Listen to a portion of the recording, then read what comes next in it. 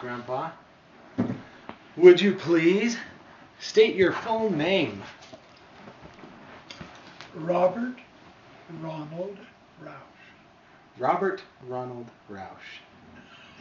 Tell me your thoughts on that. You want to know something? Okay, I'll tell you something. Yeah. I wanted to register my brand for cattle. Oh. A 3 connected to an Ah. R. So I've always had that as my brand, but I never had any cattle. Never had any cattle, but you had that as your brand. Yeah. That is funny. Okay. Well, everybody had brands up in Colorado because it was farming ranching country. Okay. My dad was Arrow R. Okay, why arrow? An arrow pointing to the left, and the bar that came out formed the top of the R. That was his brand. Because was that the name of your ranch? No, it's just one that he chose to use. I'm not sure why. Yeah. And tell me when and where you were born, and you said there was a story behind that. Well, I was born in 1933 during the Depression, and my mom and dad were kind of poor. Mm-hmm. Their doctor was Dr. McDonald. He was a general practitioner, but you know how they were in those days. They did what they needed to do. Mm-hmm. So he was also an obstetrician. Okay. And so she mentioned to him the problem, and he found a hospital, which was out west of Denver, probably close to the town of Golden, Colorado, just before you hit the mountains. Okay. And it was a home for unwed mothers. Oh.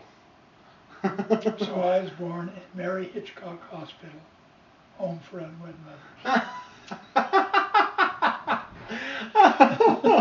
Wow. Yeah. That's funny. How far was that from where they lived? I'm not sure exactly where they were living at the time, but it was quite a ways. I think they were living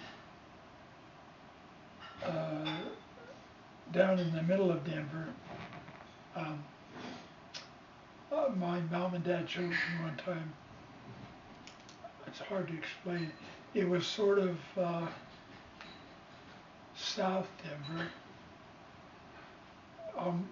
probably on the main drag through town. I can't remember the name right now. Broadway.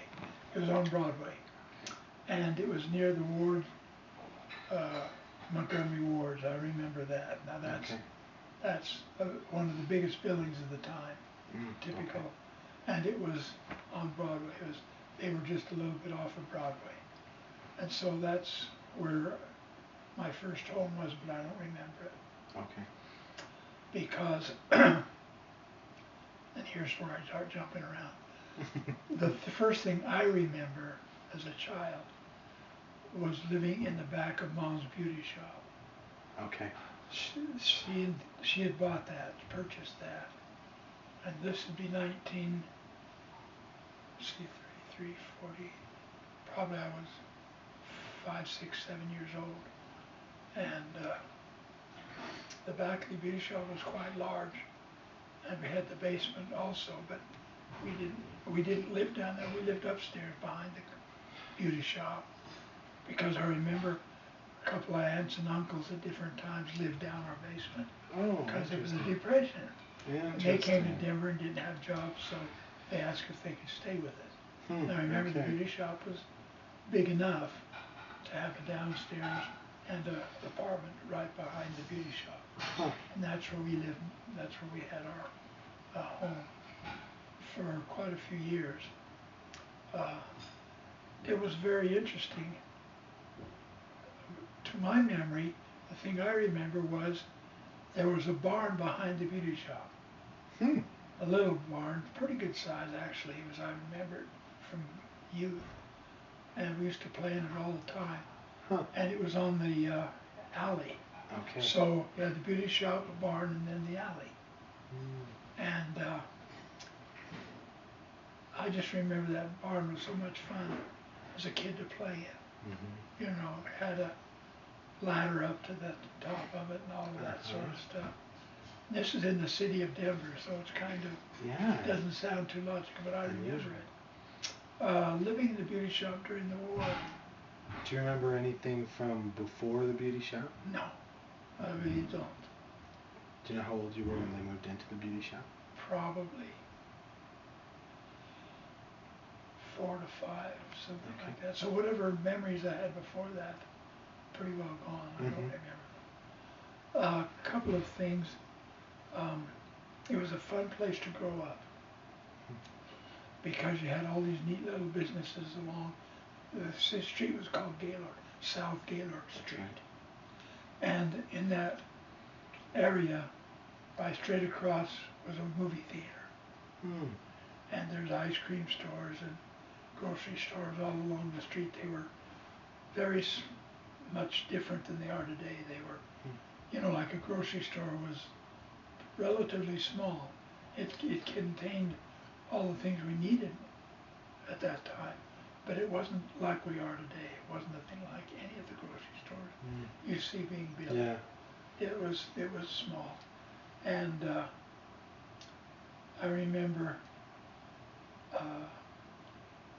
Well, this I need to tell you. One thing, I had trouble reading, and there was a lady named Helen Reese who would have her hair done at the beauty shop, and she and Mom must have started talking, and Mom traded beauty work for her to help me learn to read. Oh, wow. And her house was just about a block and a half away on Gaylord Street, and Helen Reese was a marvel. She promised me a little toy if I could pass this little test she gave me. And I remember when I finally finished with her, she bought me a little model Caterpillar tractor that wound up. So I was pretty young, wow, you know what I mean? Yeah. But I never had trouble reading after she taught me. I did quite well, actually. Took me all the way through high school and college, so I didn't have any trouble after that. Interesting. I can't even remember how she taught me. I was young but you enough, remember the toy. But I remember the toy, and I remember how capable she was she was teaching me. She was a public school teacher, and she never married, as far as I remember. She finally moved back east at some time. Mom kept in contact with her. And I remember Mom telling me that she moved. I think she started teaching at a college or university back east somewhere. Oh. But she never married. Helen Reese was her name. Let's see, where were we? I remember there was right beside the movie theater across the street was a little hamburger joint. Oh. Now this kind of blow you away. Mom would give me 10 cents to go over there and get lunch. Oh, wow. I get a hamburger and fries and a drink for $1. For 10 cents. Yeah. Wow. Yeah, times have changed. Yeah. Yeah, and the movie was 20 cents. And once in a while, when Mom got a little tired, I was running around the beauty shop. That was one of the problems. If the beauty shop was a business, it's hard for kids to keep running back and yes. forth, you know. So I guess you'd call it a bribe to go across to go to the movie. Living on South Gaylord was interesting.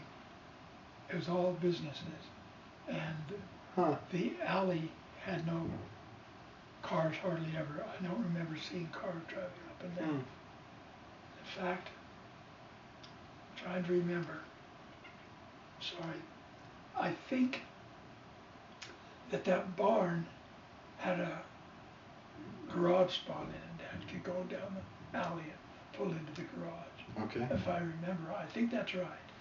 And my memories of Gaylord Street and living there are kind of faded. But I do remember listening to the radio in that apartment when Roosevelt declared war on Japan, 1942. So let's see, 33 to 42, I was 9. Wow. I remember that very well. That's just before we moved. And you were in the beauty shop? Yeah. Here's what happened.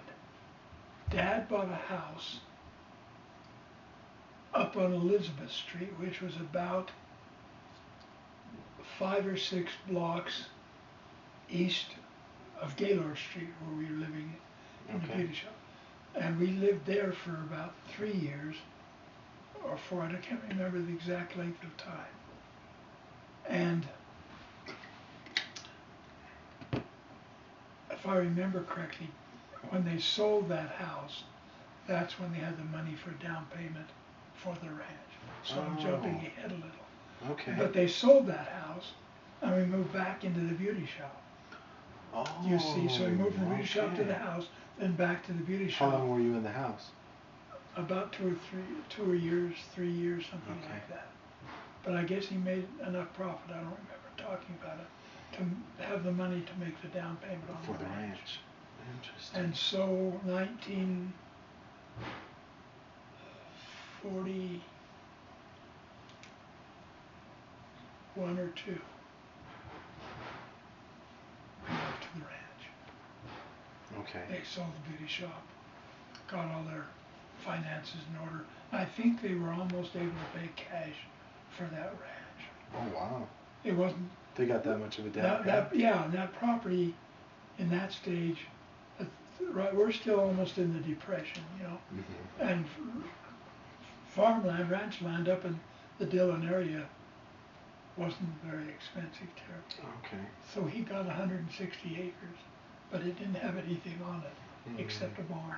Yeah, I remember you saying that. So I know that you said that part of the time, right when your dad bought the ranch, he was going back and forth and building the house. Yeah, in the and summers. You were still living in the beauty shop? Yeah, we're still in the beauty shop. Okay. And the Depression was ending, the war was on, and the economy improved a great deal. And I can't remember a lot about it, but Mom actually had a couple of beauticians working with her in the beauty shop. One was my aunt. Aunt Gail? No, let me think. Yeah, it was Auntie Gail. It was Auntie Gail who worked in the beauty shop. And then another good friend, Ruth Ailey, was the manicurist. Okay. So Mom had a manicurist and two other beauticians. Okay. And her. So Dad was free enough to go up and get the house started on the ranch. So during, so he would go up there and work on the ranch. Just during the summers? Mostly because you couldn't do much in the winter up there. Yeah, it was too cold. And I told you about building the house, so we don't need to go back over that. But, yeah. So was that process, did that take years then? No. You might need to move for grandma's. Okay. Not more than, I don't think he did it more than 2 or 3 years. Okay. And by the time we moved up, the house was actually built, but it didn't have the facilities, electricity and that.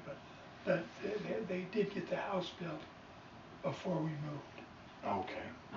And but to go back to Denver, one of the fun things that I did living in Denver was go to the park. Did I mention that last time? Okay. About 5 or 6 blocks west of Gaylord Street, and I can't remember the street, was Washington Park. And that was your elementary school, wasn't it? Yeah, and so it was close to the park. Okay. Further down, but it was probably named after the park. But that park was our dream. We'd go play in the park. And it was kind of hard because we had to correlate it with Mom and Dad. So we didn't sneak down to the park. We had to. But I'll never forget one time, and I don't know why. Well, this is a sidelight again. Yeah. I had a friend named, what was his name? Seacrest. Lyle. Lyle Richard Seacrest, Popsy. Lyle Richard Seacrest. Popsy. I can't remember. He had about 5 names to his name, and everybody. That's funny. And he was Ruth 80. Remember, she was the manicurist. The manicurist. Her sister was Seacrest, and she had a son, and he became a real close friend. And one day I decided to go over to visit.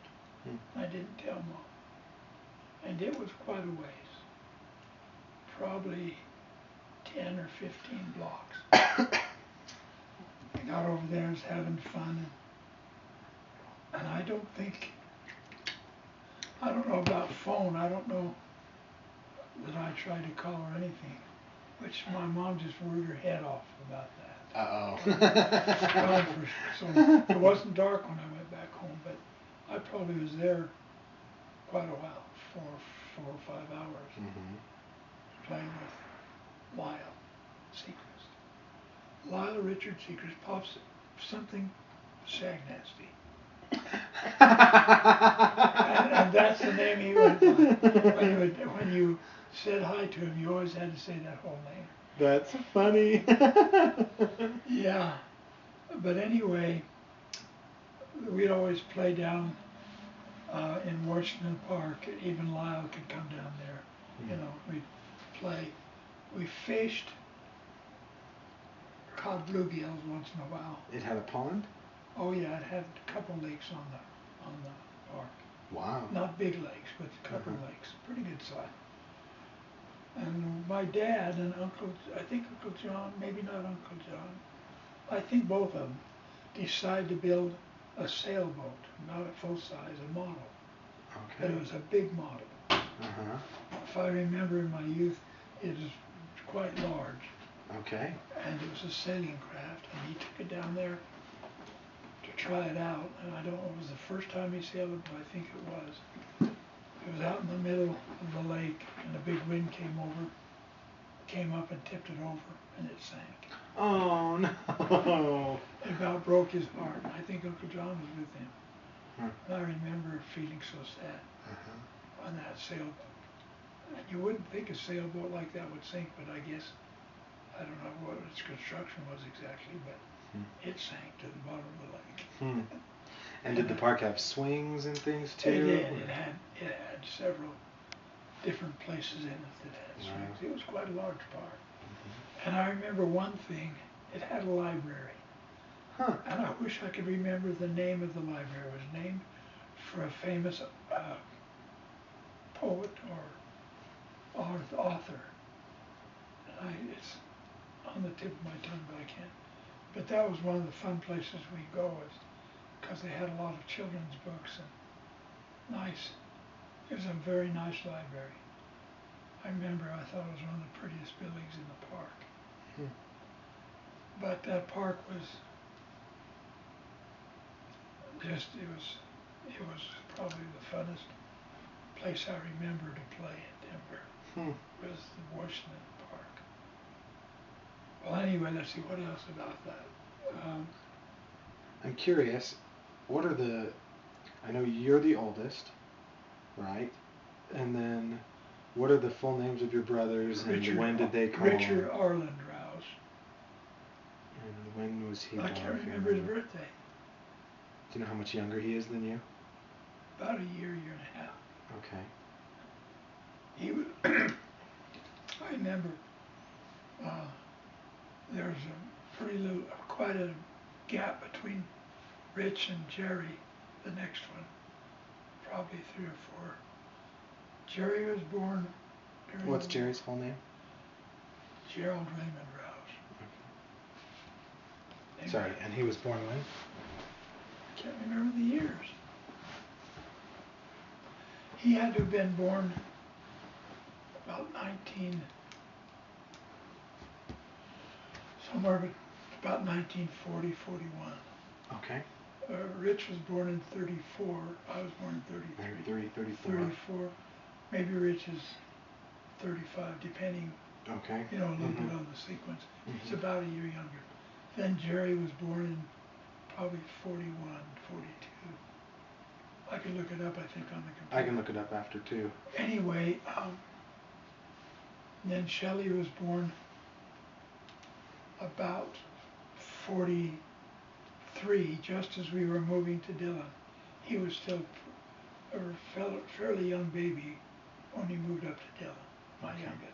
Sheldon Riley Roush. Okay. And so tell me about them. So all 4 kids were born before we moved to Dillon. Okay. But Shelley was brand new. Let's see, what else can I tell you about? I got to tell you about the beauty shop. Yeah, tell me about the beauty shop. Do you know what a hairpin is? I think so. Do you know what a hairpin is? Bobby pin. Very few people use them anymore. They're a little wire loop. Hmm. And they had a little kind of curly thing in them so they kind of stay in the hair. Okay. Do you know anything about hairpins, Jer? Do they still sell hairpins? I haven't seen them. Hair right now. A real hairpin? Oh. Pull it out. Let's see if it looks like what I'm talking about. They've probably changed since. Oh, that's a bobby pin to me. That's not a different. hairpin. A hairpin is a piece of wire. It's not very strong. Do you know what I mean? Okay. It's wider. It doesn't come It doesn't together. come together, right? Okay. Yeah, it doesn't come together. Interesting. Okay. And we would sneak a little handful of them and go out and shoot them with a rubber band.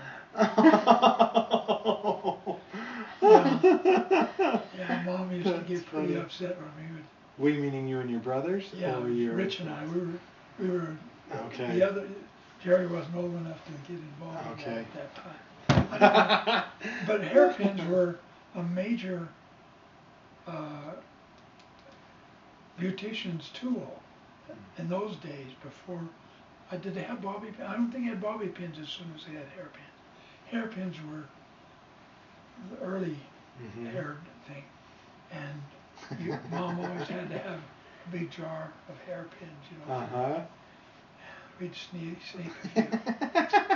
But hairpins sometimes had a problem. You shoot them and they turn around and stick in something. Oh. Now I don't know why. I can't tell you. But did I stick one? I think I stick one in Rich's forehead.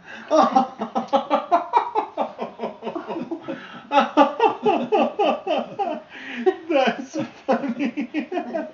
But yeah, and our life on Gaylord Street was really kind of a fun life because of all the businesses and I remember there was a creamery, and boy did we love to go down there and get an ice cream cone. It was wonderful. And there was a 5 and dime. Do you know what those are? It's a little store? Or? Yeah, just a little, what'd you call them? Convenience store? Convenient, yeah, kind of a, it wasn't, you didn't sell food, it was just, you know, kinds of things that people need. No, it's not hardware, convenience, but what's another word? Corner store. Yeah, they're just, it just has a variety. A variety store might be the best word. You know, that's where we bought our rubber bands. Yeah, it was a nickel for a great big pack of rubber bands. Oh, nice. And yeah, and then there was, what other stores were on that street? See, I don't remember very well. Across the street was the movie theater and the hamburger place. That's about all I remember on the other side of the street. But it was a block long. 1 block of businesses. Do you know what a block is? Yep. Yeah, okay. 1 block, and all the businesses were on Gaylord Street in that 1 block. They didn't lap over because the next street was homes. Either way. Helen Reese lived, you know, just right at the end of those businesses in the next block. It's just the way the city was set up. Interesting. I'm trying to think. So did you have friends that lived nearby, or Not was too it many, mostly? like I say. Was it you and Rich that would Well, play see, there? since it was all businesses, there wasn't a lot of friendship within that. No, there wasn't. Got to tell you one other interesting situation that went along with that. Well, a couple of them. Down by the Washington Park School, my mother's friend Nano, Mrs. Easterling, lived there at the time. And so she would babysit us a little bit, you know. And, that was about 2 or 3 blocks west of Gaylord. And see, another 4 or 5 was Washington Park. Okay. West. Nano's, the thing I remember a lot there was a neighbor that lived 2 houses down from her, and their son got polio. Oh. And that was my first experience with polio. I don't remember too much about the disease hitting him, but I know when I first saw him, when he was able to come home, and at first he was in a wheelchair, and then he had to use canes, and I couldn't believe what that disease was because he was my age. Wow. And I thought, how can that, you know, it was a real shock to me to see this young man, a boy my age, in such terrible condition. Do you remember how old you were? Probably 8, 7 or 8, somewhere in there. But Nano was a different kind of a lady. She always had to have a favorite, and Rich was her favorite. Then she moved, I don't remember if her husband, I don't know. At some point he left her, but I don't think it was at that time. They moved up close to where our house was on Elizabeth, the other side of Gaylord, to the east. And they bought a house up there, and I remember being in that house more than I did the one down by Washington Park School. Does that make sense? Yes. She moved about 6 blocks, 7 blocks east of where she had lived. But she still babysat us. And it wasn't the best situation because she really favored Rich. I mean, really did. Of course, I was older and I was probably a little bit mean once in a while. So she really favored him all of her life. And jumping ahead a little bit, even when we lived in Dillon, I remember Mrs. Easterling coming up to visit. We called her Nano. That was what we always called her. Nano came up to Dillon, and I remember her staying for 2 or 3 weeks in Dillon. What? You need to start it again. Yay, it's working. Okay. There's not too much more to tell. I think that her husband left her about that time. In those days, I don't know what kind of settlement they got, you know, but she seemed kind of poor, and Mom paid her to take care of us. How often? I don't know. I can't. It wasn't a lot. It might have been more than I think. But my feeling was always hard for me to be around her because she was, you know. But anyway, what's next? Let's see. Okay, they sold all their property in Denver and loaded up a Model A truck with all their possessions. And the house is now built. And we moved to Dillon. And I think that you know a lot about that. But other than no running water, no electricity, Other than those two I things. went to Dillon Elementary School in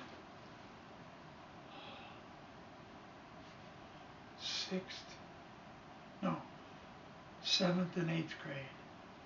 And they had the school divided into the first 4 grades and the next 4 grades. So first to 4 was in one side of the school, and 5 through 8 or something was on the other side. And my teacher was Kenneth Caldwell. Hmm. And he happened to be a wonderful musician. Hmm. And it didn't take long for his wife to talk to my mother, and he started teaching me music, clarinet, Huh. and singing, lots of things like that. Okay. Oh, I forgot, I've got to backtrack. I'm sorry. Yeah, that's fine. Isn't that what you played, hon? Clarinet? Mm-hmm. Got to go back. I actually took voice lessons in Denver. My mom had me take voice lessons.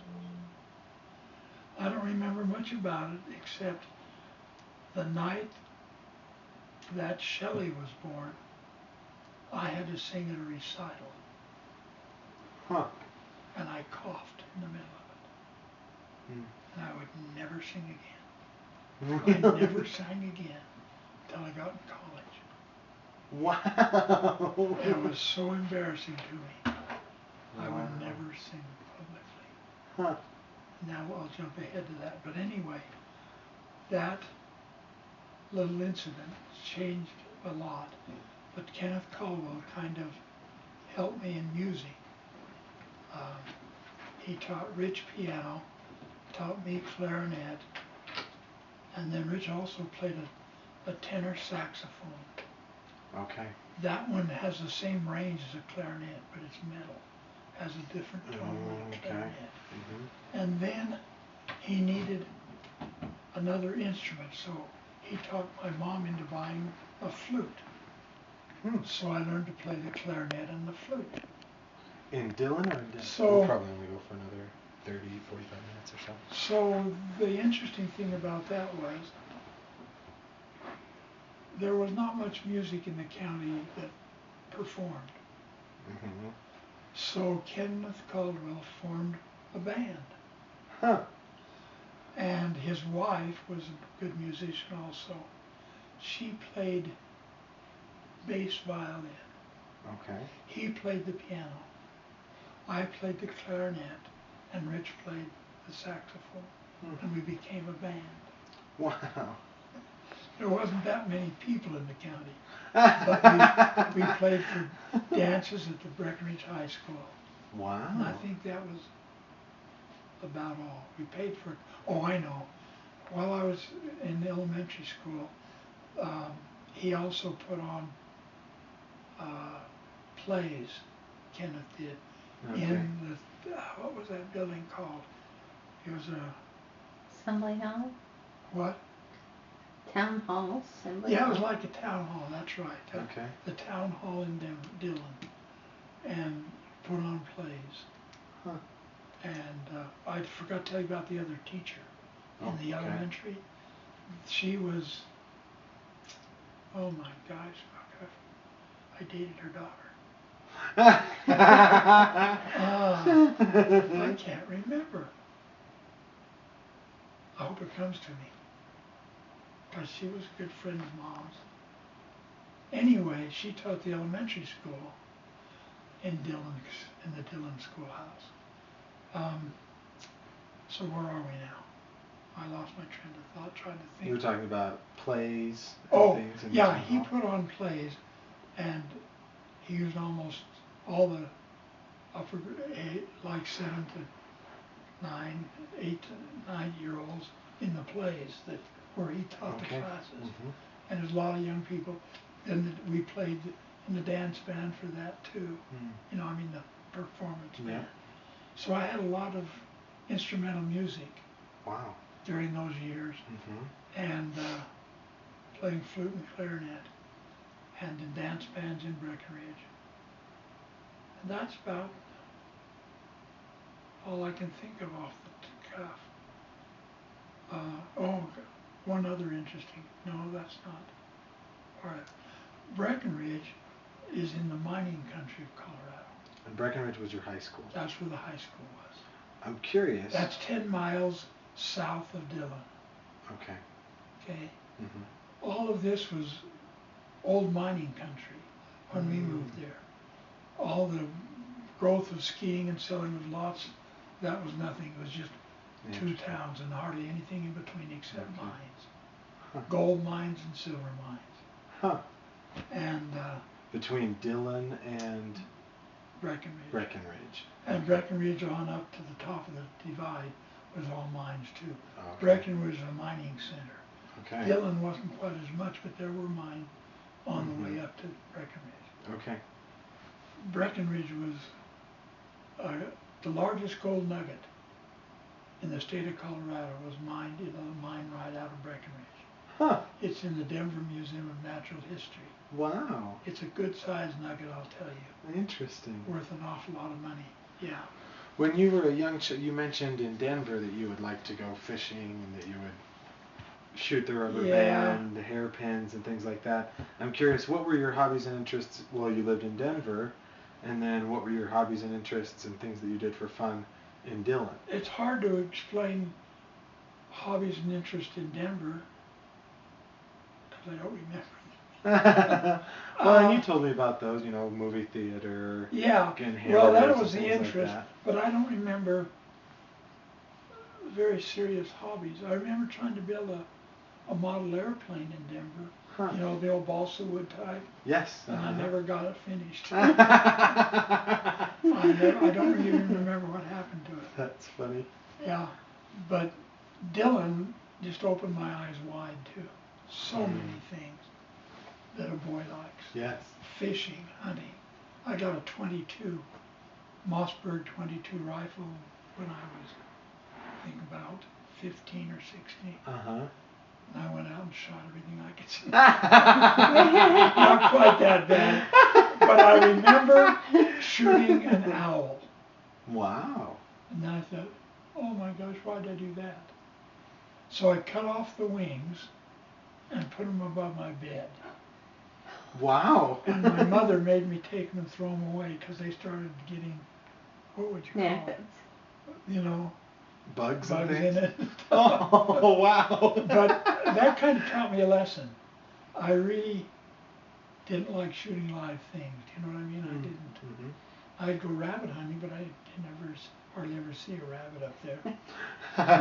There were rabbits, but they hid pretty well. Uh-huh. They weren't in the.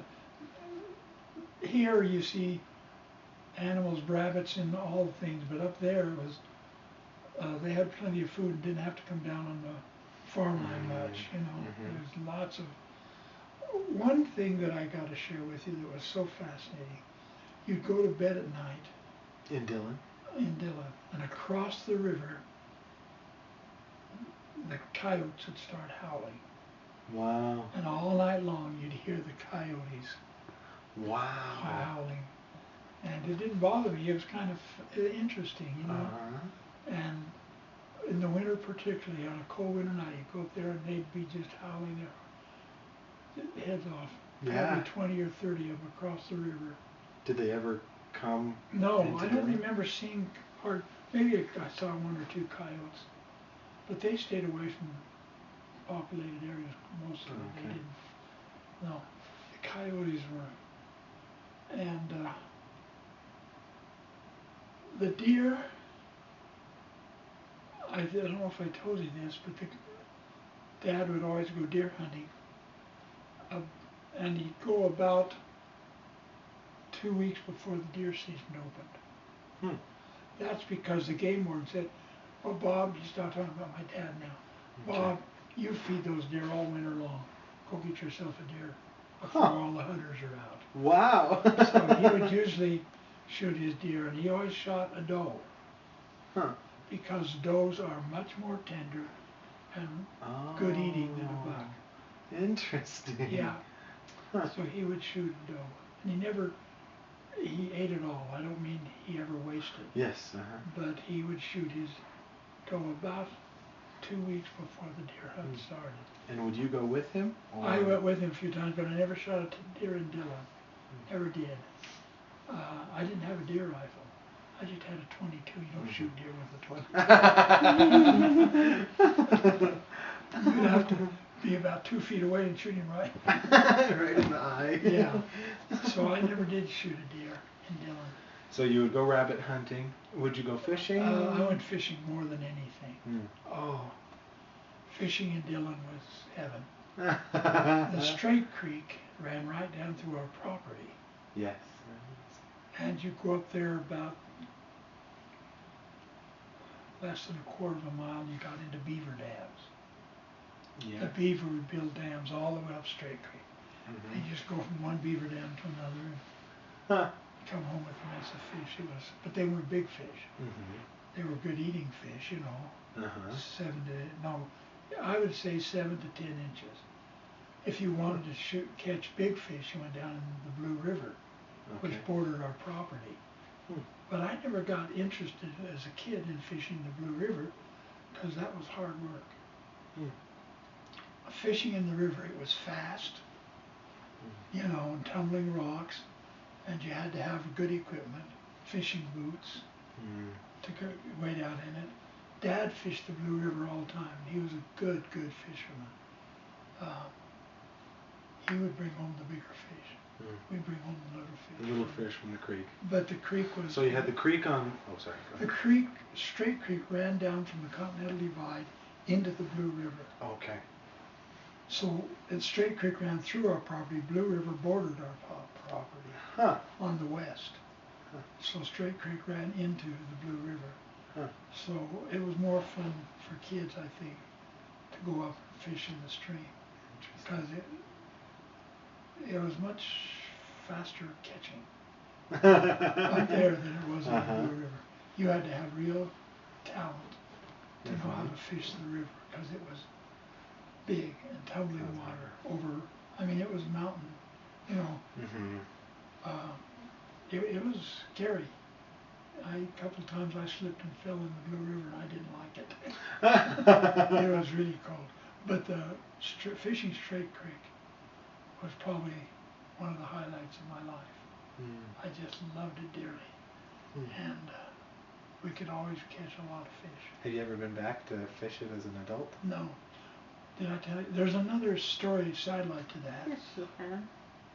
You fished when we were up there. Not very much though, not like I did as a kid. Another interesting thing about Straight Creek, it was diverted into a ditch and came out and was part of the irrigation of our ranch. Oh. So you turn the water out into the field and irrigate. Then when you wanted to change it, you turn the water off. Guess what you'd find out in the streams in the meadows? Fish. And we would catch those fish, put them in a bucket, and carry them down to our house, which had a little lake right beside. Did you ever see our house and the lake beside it? I don't think you ever did. There was a little lake that Dad created by damming Straight Creek and creating a little lake. It wasn't too small, but it was pretty good size. And dumped the fish in there. Okay. And pretty soon we had a lot of fish in our little lake. Wow. Because you couldn't kill all those and eat them. I mean, there were all kinds of fish that went down the stream. Wow. So you would fish, you would go hunting every once in a while, you would play in the band. Yeah. How much of it, I don't know if you had any other hobbies or interests, or if you also, or if you had what you did to work. I know that you said you worked a lot with your family. Yeah. I also got jobs working too. I worked for the county highway department. Well, I worked several jobs. But the county highway department was quite an interesting job because they had one of the older workers would drive what we call a grader, powered grader. And they would the roads were all dirt. Colorado 9, all the way from Breckenridge clear down to Kremlin was dirt road. Hmm. The paved road was US 6 that went through Dillon. Oh, But okay. the rest of them were mostly dirt when we first started there. Hmm. And we'd grade the road, and that was interesting. It's kind of technical, but the big grader, the maintainer, would pull the gravel off a road comes across and then it goes down. Yes. He would pull that gravel back up onto the road Oh. because it would, Okay. and pull a layer. Then my grader was pulled behind his. It was not powered. Oh. It was pulled by his grader. Okay. And it was my job using wheels to adjust it. It was nothing electronic or electrical about it. It was all handwork. One wheel would lower and raise one side of the blade. The other wheel would raise and lower the other side of the blade. And I would pick up his gravel he pulled up onto the road and spread it halfway across the road. Interesting. Okay, we'd go all the way down to Kremlin, turn around and come back in the afternoon and pull it the rest of the way across the road. And that would fill in all the potholes in the road with gravel. And I did that for one summer. Wow. Was this in high school? I think I was still in high school or a senior. But it was kind of interesting because the maintainer operator was a very interesting man from the old school. He was probably in his 50s or 60s at the time. And he'd always know where to stop to show me something. You know, we'd go down the river and stop, and he'd show me how to find Indian arrowheads. Wow. And I picked up Indian arrowheads while we were eating lunch and things like that. Huh. It was kind of a fun time. I enjoyed it. It was outdoor work, and I enjoyed it very much. You got a little bored sometime by yourself pulling wheels, but it was always something to see. When you're going slow at that speed, you can see all kinds of interesting. We saw deer and lots of things as we traveled down. And down the Blue River, halfway is Green Mountain Dam. Okay. And that's the county line. So we stopped at the county line to turn around and come back because we only graded in the county we lived in, Summit County. And Green Mountain Dam was, I think, we actually graded the side of the road before it got to the dam, but we turned around at the dam, where the landfill is for the dam. That's where we stopped and turned around and came back. But it was a really interesting summer riding that grader. And we didn't have the part of the road that went up to Breckenridge. We started in Dillon and graded south down the river. Gotcha. Some other crew, I guess, had the part that went up to Breckenridge. I don't remember ever grading up that way. Then the next summer, I had several jobs. It's hard to remember. I'm curious what you did on the ranch. On the ranch, that's a hard story for me to talk about because Dad had great plans of raising cattle and making a living ranching. I don't know if I've already told you this, but I better repeat it. When he bought that ranch, he lost the grazing rights. The government was trying to cut back on grazing. And every time property sold, they cut back on the graze land. So without graze land, you had to use your farmland to feed your cattle. If you fed your cattle on the farmland, then there was no hay to cut. So Dad found soon that there was no way he was going to make a living ranching, raising cattle. So we had some cattle, milk cows and beef cows, just for our use. We didn't sell that. But it was kind of hard for him. It just kind of. So he went to work for the Public Service Company of Colorado as an electrician and spent the rest of his life working for the power company. Made good money with Mom's beauty shop, and he was working there. They did okay. And The one thing he did sell, this is kind of interesting, we sold cream. Hmm. Every day when we finished milking the cows, morning and night, we would take most of the milk and separate it. So he had skim milk and cream. Mm-hmm. Skim milk, Mom would use some of to make cottage cheese and things. Okay. But quite a bit of that milk we fed to the pigs that we raised. And but we'd also save that cream because we couldn't use all of it, and fill a 10-gallon metal, milk can with cream. Now, if you stop and think about that, if it took 2 weeks to fill that with cream, that cream became sour cream. Oh, interesting. But it still made good butter. Huh. Once we got that full, we'd put it out on the highway, and the mailman, it was a mailman, he'd pick that up and take it to Kremlin. Okay. They'd put it on the railroad and ship it somewhere to Denver to make butter. Wow. And Dad would get a check in the mail. I don't know, it was from Kremlin where they transferred it. There was somebody there. I think there was a wholesaler there in Kremlin, and Dad would get a check for that cream. Huh. And it was a pretty good amount when you get 10 gallons of cream. Yeah, that's a lot. So that was another product we sold. But basically, we lived on Mom's beauty shop and Dad's electrical work. And raised just a few. Oh, we also sold hay, because now we didn't have any cattle. So we could cut our hay. Part of when we lived there about 4 or 5 years, a very interesting thing happened.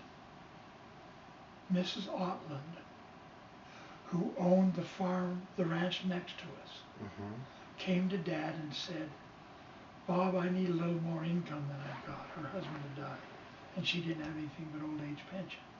Okay. So she said, "If you'll pay me $100 a month, you can buy my ranch." Yes, that's right. So we paid that for I don't know how many years, but the deal was when she passed, we owned the ranch. Okay. So we inherited that ranch, which had another 150 or 200 acres to our place. Okay. But all we did was cut the hay on both of them, and we did sell quite a bit of hay. Note about that hay was Timothy and clover, not the alfalfa that we see around here. It was a high altitude feed. Hay. Okay. And the Kentucky horse people, what's am I trying to say? Purebred horse farms would come up just to buy our hay because it was clover. And alfalfa and clover. Not alfalfa, Timothy and clover. Those are about the only crop you could grow at that altitude.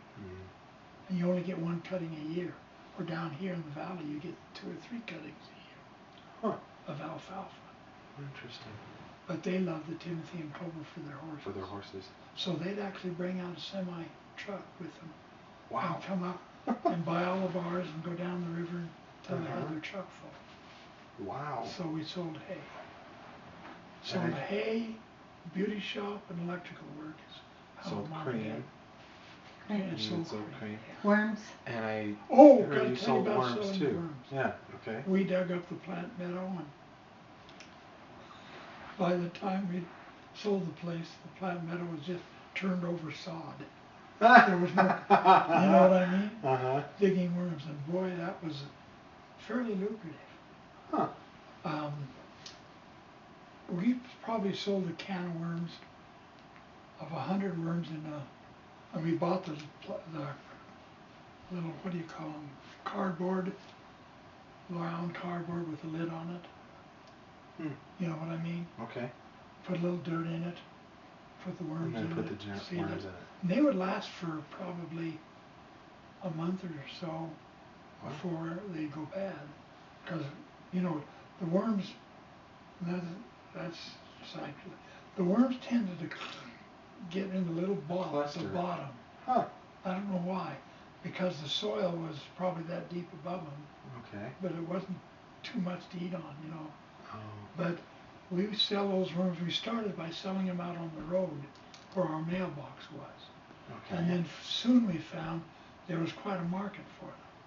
And Mom and Dad kind of took over, and they started taking a load of worms to Denver. Wow. To the outlets for fishing down there.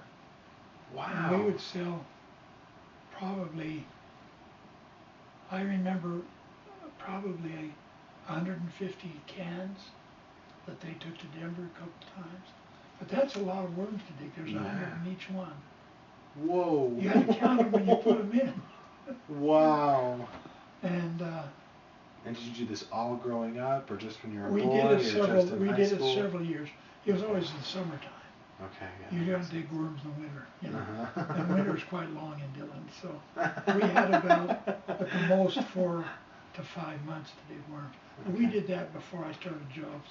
That's when we were younger. Some fun things about that. You're digging worms all day long. You've turned all this nice soil. We'd take the soil and squeeze it into little bricks and build little houses along the ditch bank. And I took some pictures of those, but I don't know whatever happened to them. We built some pretty nice little, not just little cabins, but 2 stories and several of them. And Rich and I would build these little houses about that tall out of pieces of, well, they were almost clay, you know, and just, they were soft, and we would put them up, and when we got tired of digging worms, we'd stop and play around a little bit. And always came home dirty everywhere. I'm sure. Yeah. And was this when you were young then? Yeah, this had to be probably even probably into high school, but see, by the time I was junior, senior, I started working other jobs. Gotcha. But yeah, and that money really helped my mom and dad, because we made quite a bit of money selling worms. Wow, that's fascinating. I never kept a record of it. Mom did, but we would probably sell during the summer a minimum of 100 cans of worms a week. A week? Uh-huh. Wow. Yeah. So. And we were getting about 50 cents maybe, or 75 for and then they'd sell them for $2 or $3 in Denver. Yeah. Yeah. Wow. I'm curious, before we get into high school, and we'll probably have to save that for next time, I'm curious what memories you have of each one of your brothers. Like Rich, what's I don't know, some memories that you have with Rich, some memories that you have with Jerry, and if you have Rich and I were never as close as we would have been if the kids we were around were different. He had about 3 or 4 friends in his grade. Mm-hmm. I had 1. Oh, interesting. One other boy and I were the only, and he was from a family that was very poor. Mm. Vernon Wells was his name, and he was a good young man, but we didn't have much in common. We didn't live close to each other. He lived on a what do you call it? Lumber. I think, yeah, it was a lumber yard, but it wasn't just that. What he did and his dad, they cut the timber. You know what I mean? And brought the logs down to the lumber yard. Okay, wow. And much of those logs were sent to Denver. Okay. So I don't know how much. I don't think Vernon actually helped run the sawmill. Okay. The owners had a couple of people. He and his dad basically cut timber. Cut the timber. Wow. And that was hard. Yeah. And he was probably 10, 15 miles the other way from where I lived. So we met in school was all. And we weren't terribly close because he was gone the minute school was out, you know, and all of that. But did he go on my senior trip with me? No, I was the only boy. His parents didn't have the money. When we went on our senior trip, it was 5 girls and me. Nice. But they all had boyfriends. Oh. But they didn't go with them. But they all were committed. But yeah. So that was the worm business. Do you have any other memories of Rich or Jerry or Shelley? Like I say, Rich and I weren't terribly close because he had lots of friends and I didn't. Mm-hmm. At the age, just the way things worked out. But I was close to him in sense of music because we played in the same dance band, things like that. But he always had plenty of friends, and I was more of a loner because I didn't. Of course, the girls my age didn't want to date me. Didn't want the older boy. Yeah. What about Jerry? Do you have any Jerry memories of was. Okay, one sec. Sammy, we need to restart it. Jerry was, what, 6 years younger? Mm-hmm. So I didn't know him in school at all. And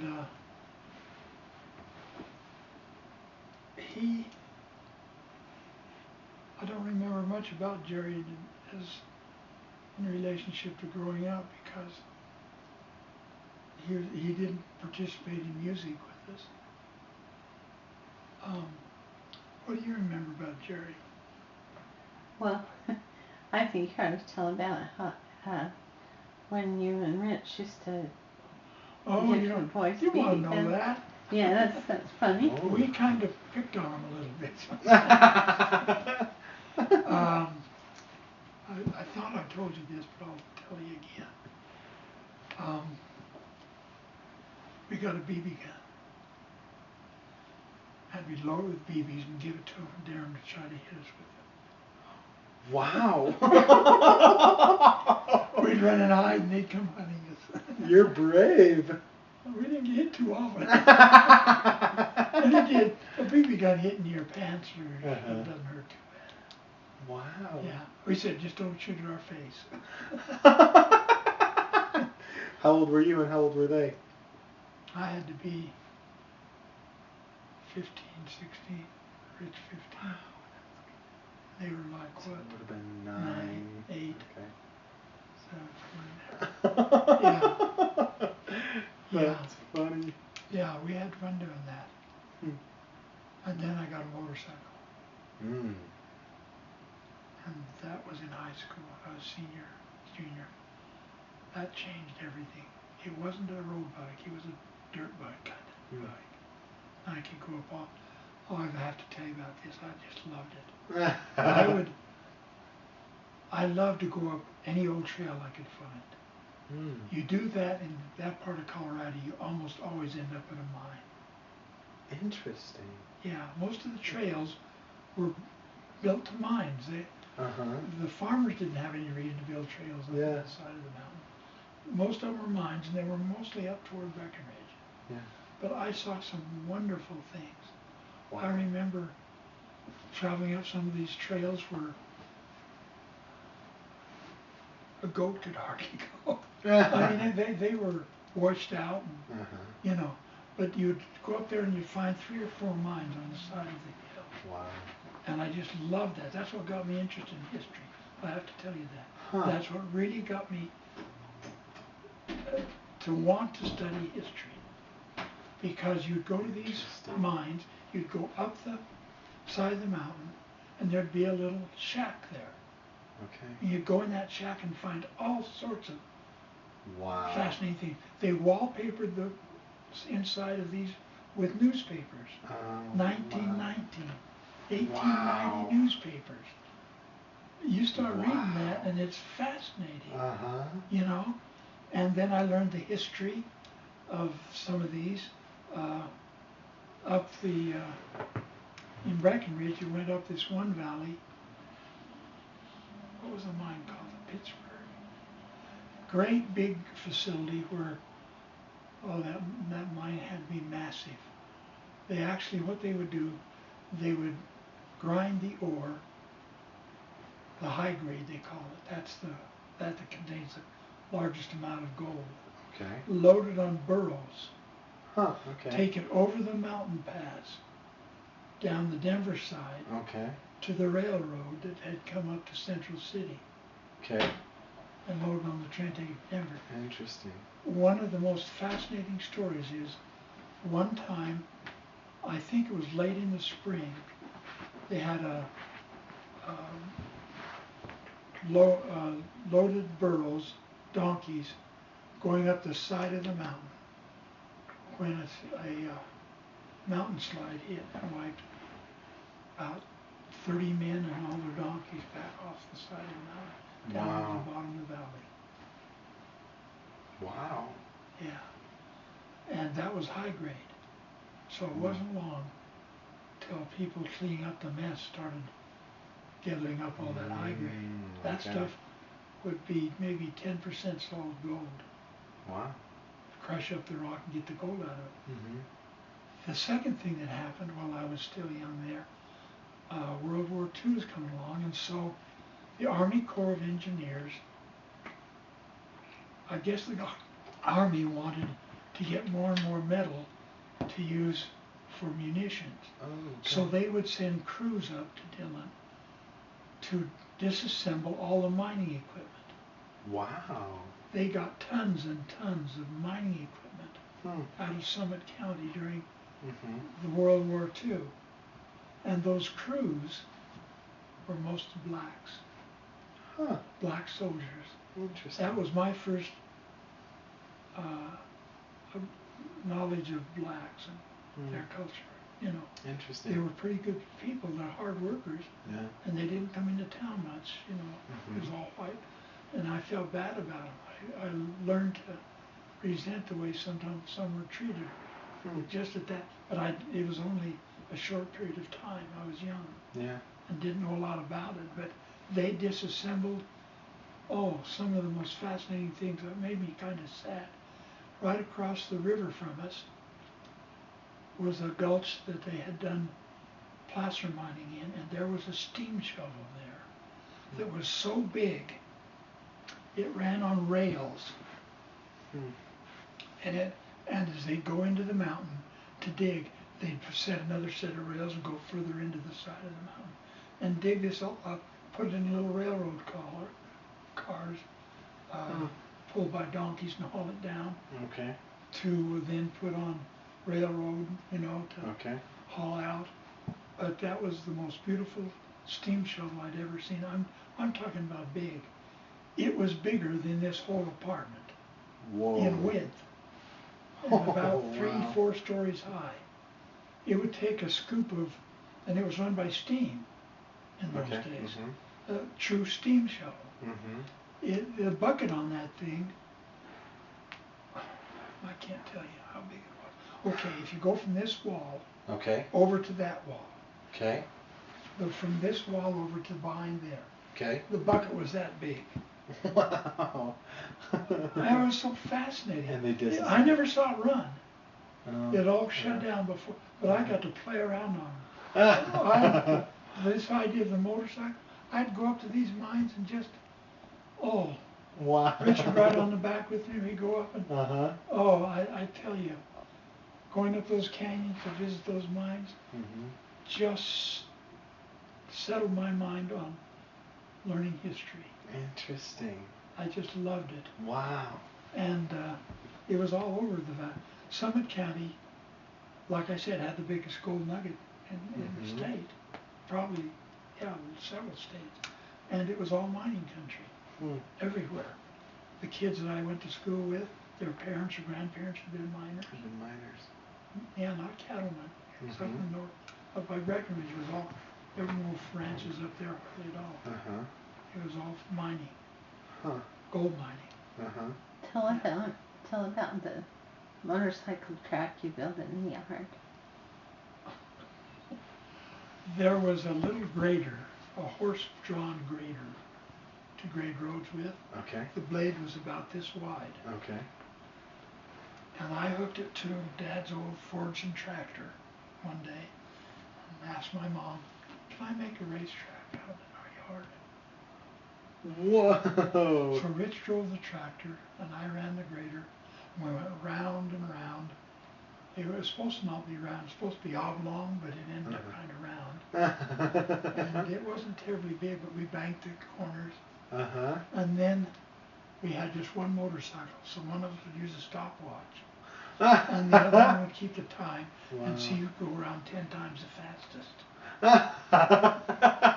10 times. Wow. So we raced motorcycles out in our front yard. And was this just like one summer, or was it? Just one summer. I don't remember keeping it very long. That's funny. Yeah.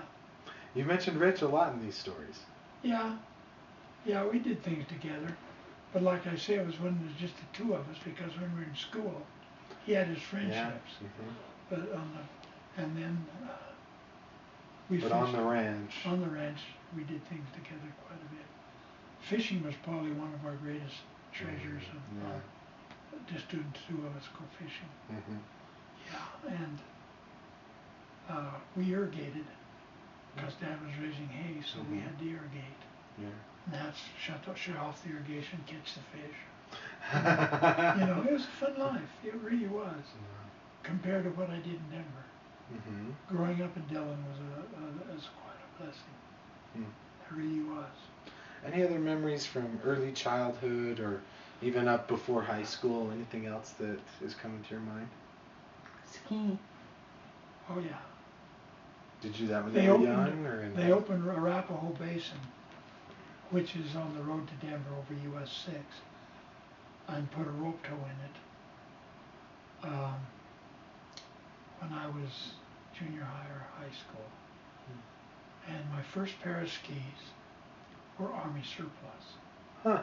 Interesting. During World War II, the Army had their, corps. And after the war, they just had thousands of skis, and so went to Denver and got skis. And they were kind of big for me.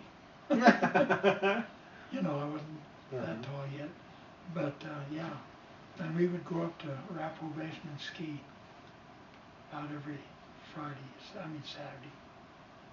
You and Rich, or? Rich went quite often too. Yeah, I think it was Rich and I, and then some of his friends. Mom or Dad would take us. I don't think I ever got to drive up there. I had a license, but Dad was scared of me driving. Yeah, it was fun. They had two rope floats. One that went part way up, and then another one that went to the Continental Divide. So you ride up one, and you could ski down, or you could go and get on the other. But they're the old rope tow kind. You know what those are, don't you? Yeah, you hold on and it hold pulls you one up. hand in front of you and one back. Oh, okay. Yeah, and it pulls you And up the then hill. you slide up. Yeah, you slide up the hill. Rope tow. That's all they had for a couple of And would you go with your whole family, your parents, or No, just no, you? Dad and Mom never skied. Okay. It was just high school friends. Okay. Yeah. I can't remember